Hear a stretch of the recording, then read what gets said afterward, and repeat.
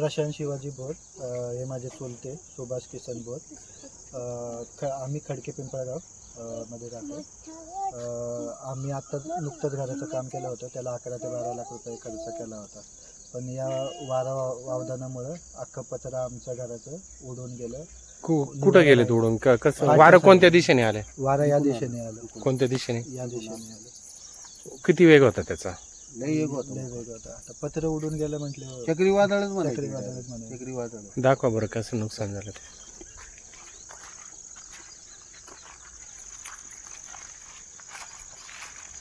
एवढं नवीन हे असताना पण पत्रे उडून गेलेत म्हणजे एवढं वेगवान होतं. नवीन आहे अजून ते काही. अजून आम्ही राहायला सुद्धा नाही गेलो.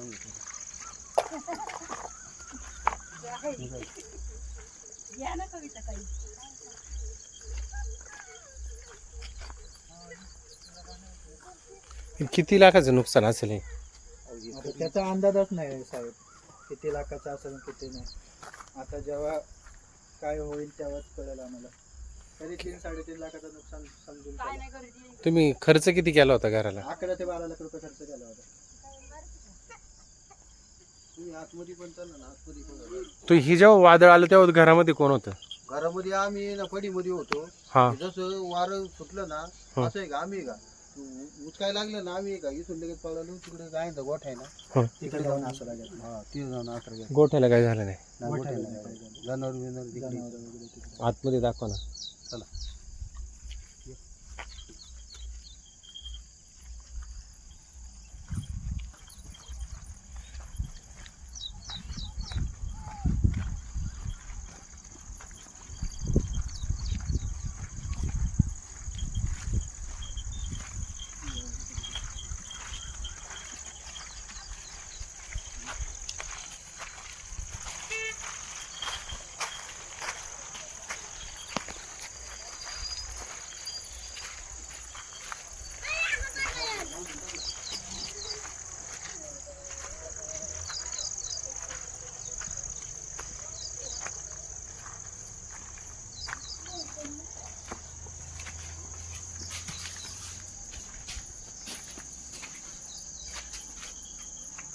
पूर्ण घरच मोकळे पाण्यामध्ये.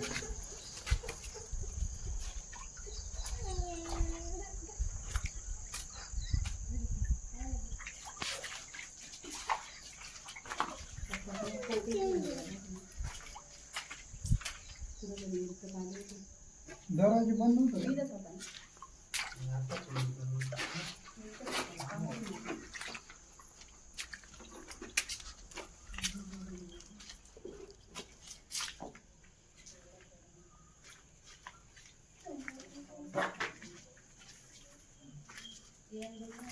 काय काय काम केले होते तुम्ही इथं आता?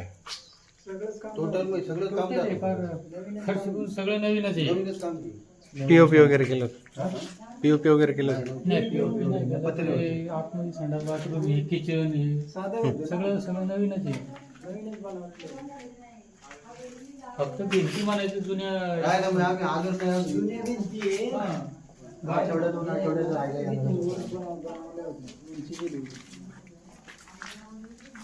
आता आठवड्यापूर्वी पूजा करायची होती, मी राहिलेच यायचं होतं तिथं आम्हाला. खिडक्या उघड्या होत्या. सरकारला काय सांगाल तुम्ही? सरकारने काय आता नुकसान भरपाई द्यावी, बाकी काहीच नाही. कारण की हे नुकसान ते साधं सुद्धा नुकसान. कर्ज काढून घरात बांधकाम केले सरकारने. आम्हाला आता गरिबी कसं समजून घेण्यासाठी आमची भरपाई तरी मिळावं आम्हाला. आमचं दुसरं साधन नाही काही. आम्हाला राहायला सुद्धा जागा नाही राहिला.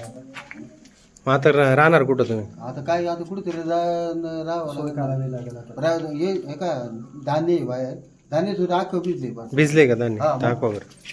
या ना तू.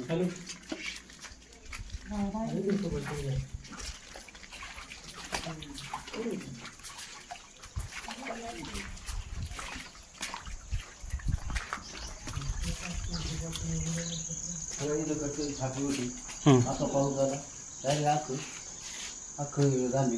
फेसबुकला आमचे पेज लाईक करा आणि आमचा युट्यूब चॅनेल सबस्क्राईब करा. वास्तव मराठी.